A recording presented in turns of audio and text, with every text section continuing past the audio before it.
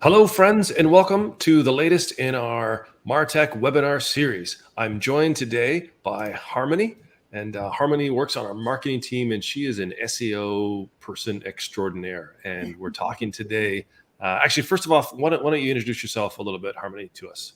Yeah. So I'm on the marketing team at Agility, and prior to working here, I was a SEO specialist. So now that's what that's kind of what my biggest interest is in marketing. Right. And so I love keeping up with it, learning it, teaching it. Awesome. Yeah. And so you joined the team, and then really your main focus was looking at our own website and all the different SEO things that you can optimize. And we're going to talk about some of those things today. Really exciting. Thanks for joining us today. All right. So so the title of today's webinar is How to Skyrocket SEO Optimizations with Headless CMS. Let's dive right into it. So right off the bat, Harmony, as a top priority, you came on and this was a thing where you convinced us really how important SEO was. So to just, tell our audience, why does SEO matter? So it really is the driving factor in making sure that your customers come to your website. It's how they ultimately find you and find you on SERP, so your search engine results pages, whether that's Google or Bing. And the higher you rank on a page, the more traffic you get.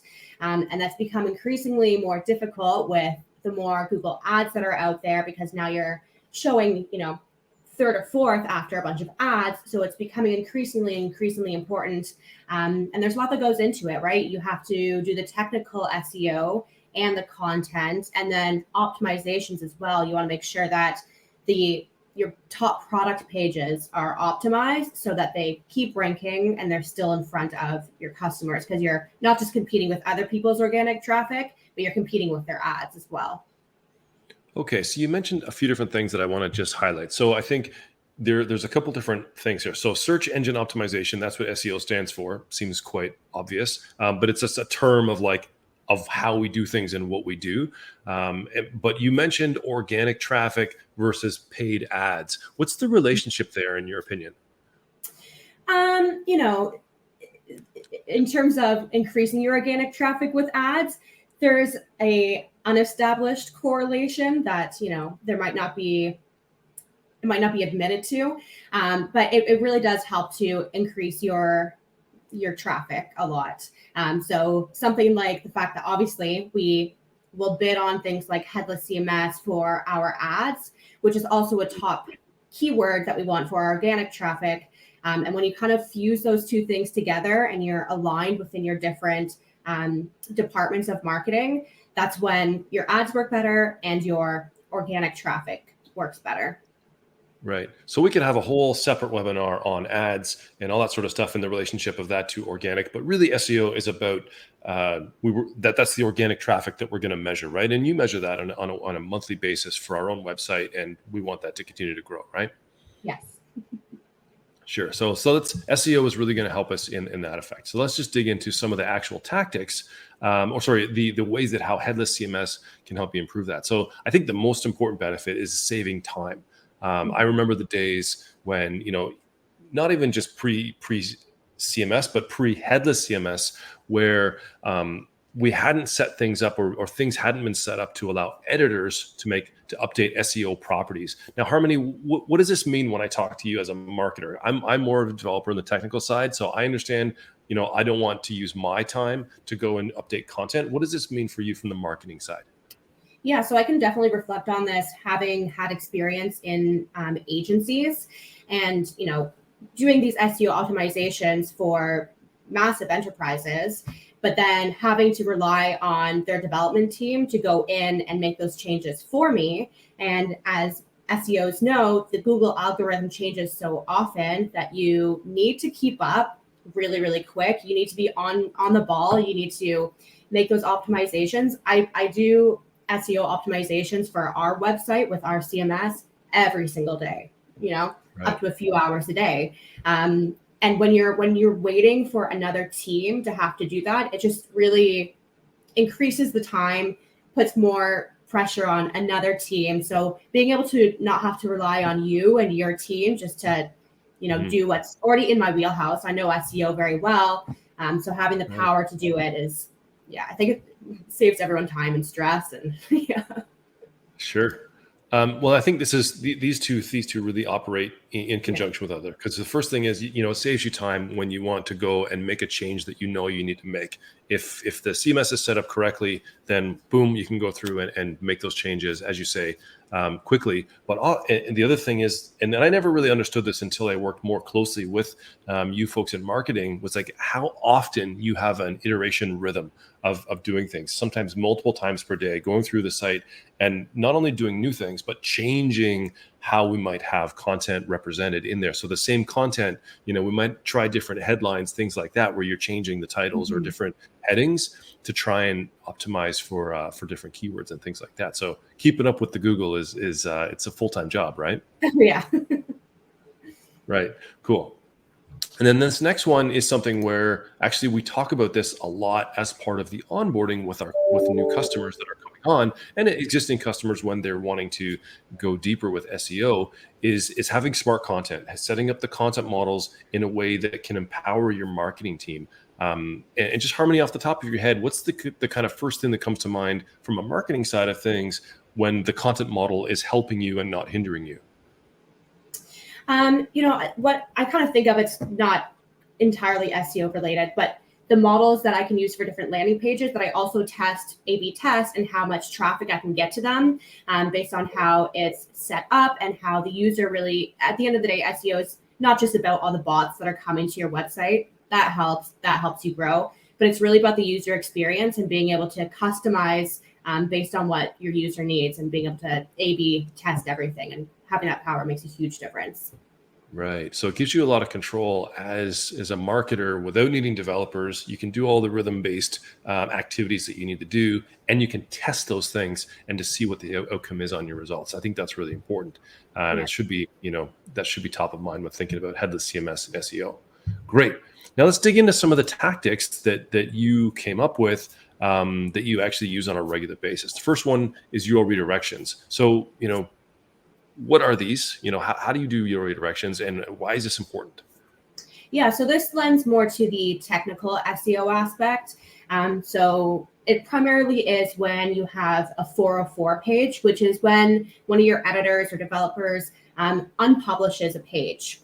And the issue with that is primarily for the user, because you're directing them to a dead page, which is just frankly annoying.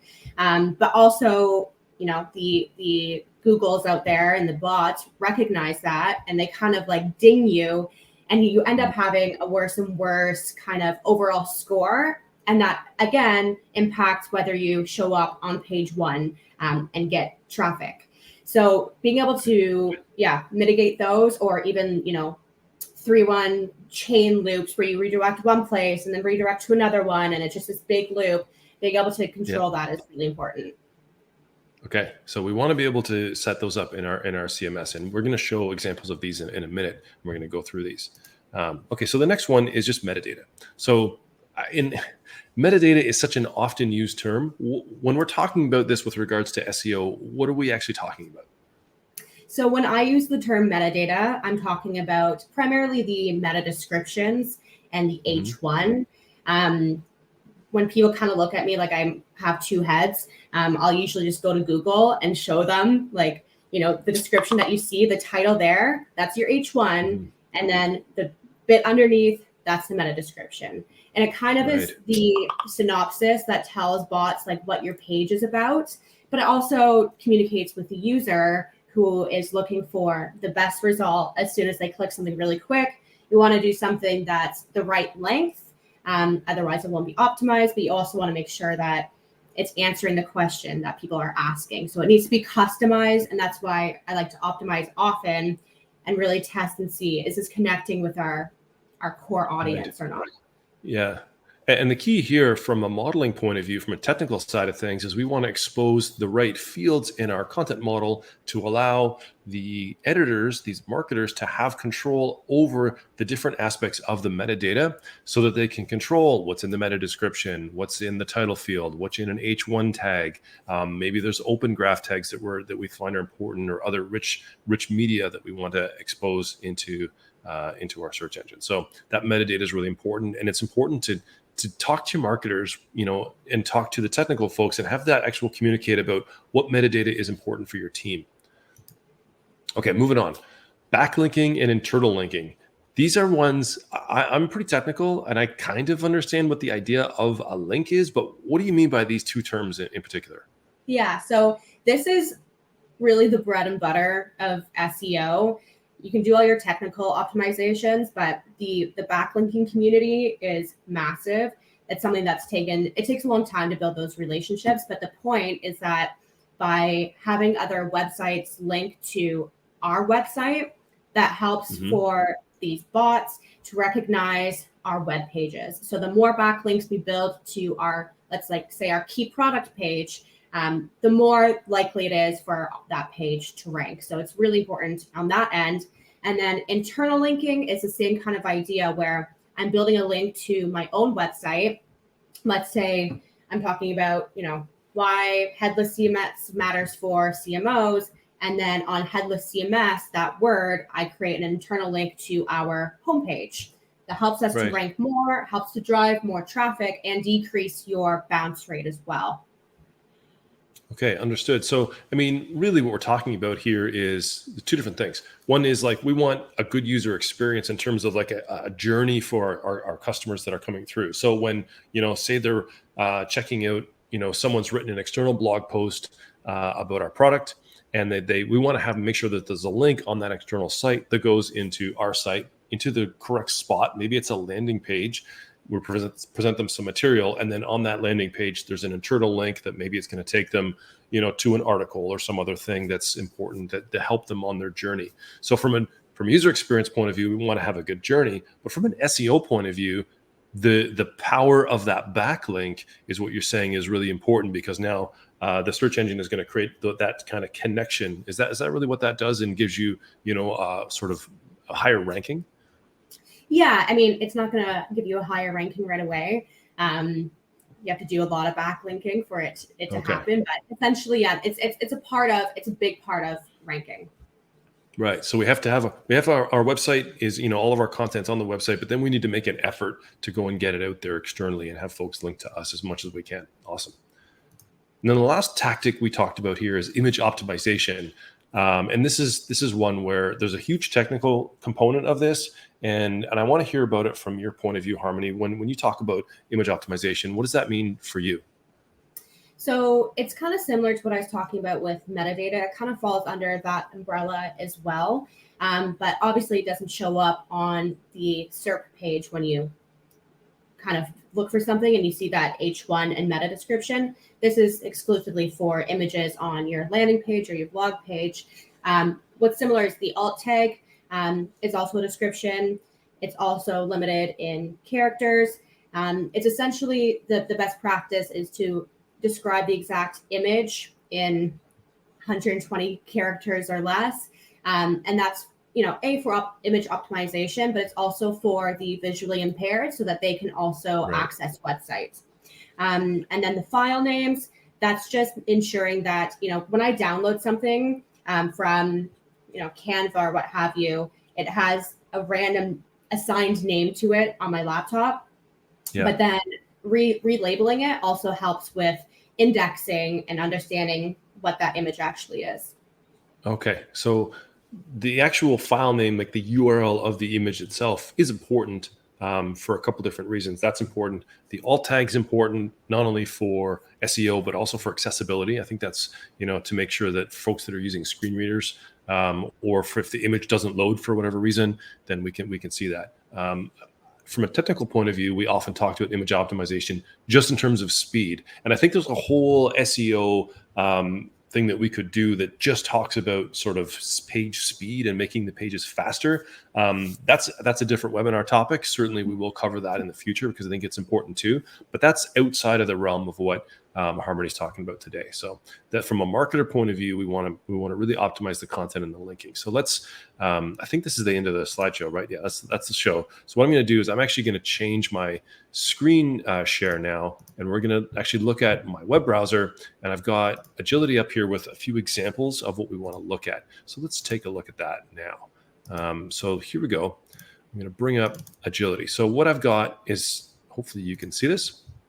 And I've got this at the URL redirections section of the Agility CMS website instance in Agility. Wow, that's a mouthful. Okay, so we're using Agility to work on the Agility CMS website. And this is our URL redirections. And I've filtered this down just for pricing, okay? Because I don't know about any other SaaS products that you know about, but like where the pricing page is and where it lives tends to move around a lot as people try different things. So you can see we've had our pricing page at, under /product. We've had it under get started, all these different places, under for developers for whatever reason. And we wanted to redirect this over to here. Now, what's the point of this, Harmony? Like, why did we do this?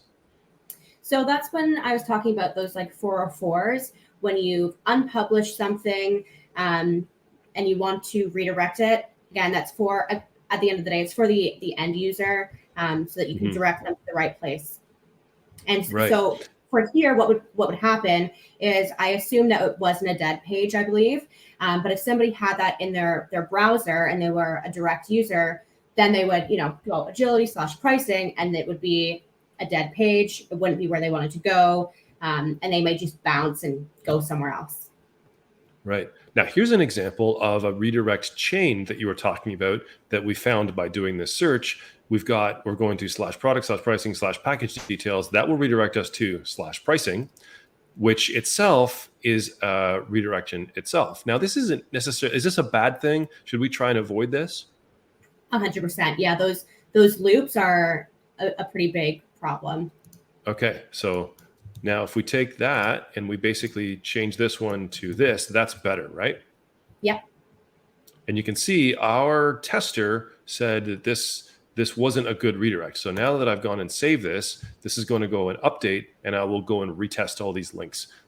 This is just something that Harm and I were talking about. It's like, hey, let's just check the pricing one. So your redirections, you can end up with a lot of them. Let's just unfilter this. You can see this site's been around for a long time. We have quite a few URL redirections as we've had different versions of this website. You can see we've got some really old like .aspx pages that we wanted to handle. This is great for if there are other backlinks out there. And I think this is a big one, right? If you've got a backlink on another website that was like an old link, you want to make sure that that's not going to 404, right? Yeah, exactly. Okay, so let's move on to the next tab. I can't remember what the next thing we wanted is to talk about. I think it was just the metadata, and how does this page expose the metadata that's important to you? Yeah, so the title H1, not only is that the title when you open up your web page, but that's also what I was talking about when you go onto Google. That's kind of like the header that you see, the first thing you see when you open up that web page. Right. And then on the other hand, the meta title, or sorry, I got that wrong. The H1 is what shows on the web page. The meta title is what shows on Google when you search for it. Right. And the meta title is different as well because there's a certain maximum amount of characters that can be shown. You have a little bit more wiggle room with your H1. However, Google's algorithm recently, about 70% of results are using the H1 now. So when I'm talking to people trying to optimize their SEO, my best practice right now is to make sure they're both within that same character count. Okay, so in here you've got how to persuade the C-suite to buy Headless CMS, and then you've got persuade C-suite on Headless CMS how to. So a totally different, and this is you've figured out what this content is based on your wherewithal. From a technical side of things, let's just preview this page, and this is this page here, what it looks like. So you can see now we've got in our browser, we've got this is the persuade C-suite on Headless CMS how to. So that's this one, the meta title, right? So that's what's going to show up in the Google search results too, right? Yes. Yeah. So it's our page title for our browser, plus it's the Google search result. We've got our actual, this is the H1. So H1 being like the first header, which is how to persuade. So we've got in our content model, this is one of the first things that Harmony did when she joined our team, actually. She said, you know what, we need two different title fields. We need to be able to control the H1 separately from the meta title. So that's what we've done here. And there's lots of different situations where that could be done. Another one that I like to talk about is the idea of an excerpt field versus This excerpt field is used for the meta description, right? No, actually. It's So not? the excerpt field is kind of just like the preview on our blog page, and it kind of just gives you, Okay. as you're scrolling through, a little description.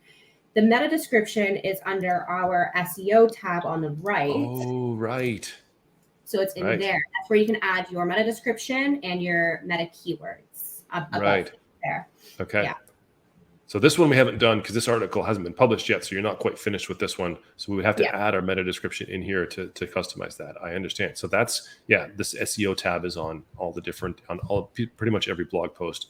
You can set that up. Awesome. Mm-hmm. So that's, we've got that. So and then there was some other stuff that you wanted to talk about with regards to SEO, with regards to images, right? Yeah, so the last one is the image optimizations. So you can see here, this is still something I need to optimize more, but you essentially want to describe the image in this alt tag. So for this one here, I put the title of the blog because it's kind of a little bit more straightforward, but throughout the blog, I have a lot of like listicles, what have you. And so I purposefully create images that are similar to the keywords that I'm trying to optimize for throughout this blog. So if it's, persuade C-suite, and one of the things is, improve workflows, I'll create an image about improving workflows, and the description will be improving workflows via whatever it is. Okay. Yeah. And then so this is within the content itself you're talking about? Yeah, exactly. That's kind of where I get more creative with my alt tags as opposed to like the header image at the start. Okay. Right. So we've got images within the content here. And then what I've done is just clicked on the image and clicked on the image properties. And you can see that there's the alt description for all of these that she's got set up, and trying to get creative. Now, because that's text content that ends up being inside here, what you're saying is that this gets indexed as well by the search engine, right? By when it gets crawled, and it helps towards your content. What would you say is the most important content to optimize? Not that there's any silver bullet, but what's the most important sort of like the first thing you should tackle if you're trying to sort of get ahead of this? Definitely your product pages, because at the end of the day, that's what's helping to sell your product. And then step 2, which is like a big strategy to implement, but is creating those blog pages that support your product pages. So, we have stuff about modern websites and SEO. So a lot of our blogs are about SEO so that we can create internal links to our product page. Okay. Yeah, and we've got an example of that here, and I think that's in the right CTA block, right? Yes. Okay, so we on here we've got an additional piece of our model that is like a right call to action, and I'll show you this in a second. And we have a button that's got an internal link to the request a demo page, and you've got this UTM source equal. What's that doing? So the UTM, it can be a lot more complex than that, but I keep it simple for just our SEO stuff. But it essentially helps marketers track where all their traffic is coming from. I want to know, what content is working for us. And, if the right audience is coming here and they're clicking on the contact us and they book a demo with our sales team and they become an SQL, then I know that we did our job right. And I know where it's all coming from. So in terms of the user flow for the journey that we're trying to take customers on, and this is your advice, is first set up the product page right. So just describe whatever it is that you're trying to actually sell on your website. Make sure that describes itself really well. Then create blog posts that are going to try and describe that and help do more of the job of converting a user. And then we're going to create an internal link in a call to action here that'll hopefully get someone to actually fill out a form and contact us. Let's look at what that looks like. By the way, am I interpreting that correctly? For this one, yeah, there's other places where you can insert internal links, but that's perfect for the side widget. Okay, so we've got the article itself here, and then on the side widget, as we scroll down, the idea is we're going to hopefully have this person's going to read this article, and as they scroll down, oh wow, we've got this book a demo here that's going to take us to our request a demo page. So if we actually click on that, you can see We're on request a demo, and here's the UTM source equals blog. So we've actually tried, this is, a marketer's way. And this is one of the things that I've learned working with you, Harmony, is that we're trying to take the customer on a journey and hopefully get a conversion, because we're trying to increase our conversion rate. That's what we really want to measure. So you measure organic traffic, right? Yeah. And we want that to be increasing. Do you often see a direct correlation between increase in organic traffic and an increase in actual like leads coming from the website? 100%. Yeah. I've especially in months where I've kind of ramped up our backlinking. That's why I say backlinking is like the bread and butter. Right. I've amped that up. I've had some people help me with it. That's when I've seen things really skyrocket. Okay. So we've got a backlinking strategy in place. We've got a strategy in place to just help organic, of which backlinking is part of it, but also we want to do the things like, create the good product pages, get all of our, optimize the actual titles and descriptions and all the metadata and things like that. And I remember when you came to the technical team to say, hey, look, I need some more fields on these items to actually do my job more effectively. And that's when we went back and added things like, a different title field onto here. We made sure that, there was some other, fields for, splitting apart the description versus an excerpt and things like that to give you control. So is that what you needed to be effective as, to make sure that content model, how did you know that you needed that? Yeah. So in regards to the H1 and the meta title, to be specific, prior, our site was rendering, or Google was rendering the H1 and the meta title as the same thing because we didn't have two separate fields. And Google doesn't like that. They want you to have two separate. That's why at the end of the day, my H1 and my meta title are saying the same thing in a different order, though. So they're not being rendered as the same piece of data. Yeah. So this is you keeping ahead of the Google.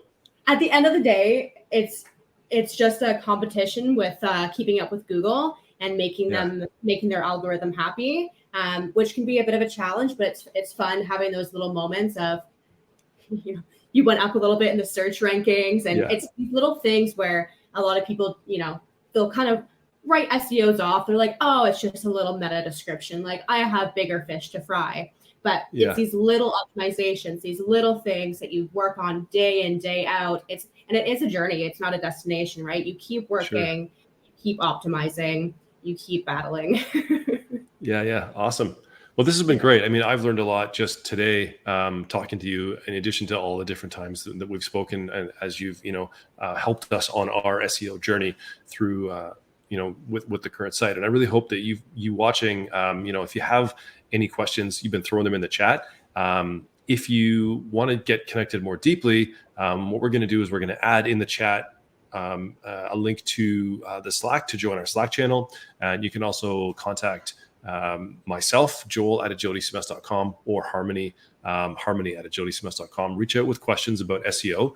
Harmony, one last thing. Where do you go to sort of learn more stuff with regards to SEO in terms of, judging whether the site that you're working on currently is doing a good job, or just to learn new tips and tricks?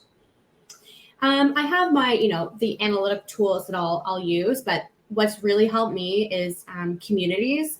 So I'm part of multiple Slack communities, LinkedIn groups, where, I'll just ask them and be like, hey, this is something I don't really understand. I want to do better at. And there's relationships that I've built with people, and we'll kind of collaborate together and learn it. All right. I love it. So you know what? Contact Harmony, join our Slack community, get connected with Harmony, and maybe she can help you get connected with some of the communities that she's part of, and we can all help each other just get better at SEO. This has been great. Harmony, thanks so much for joining me today. Thank you. All right. And thank you for watching, and we'll see you next time. Bye now.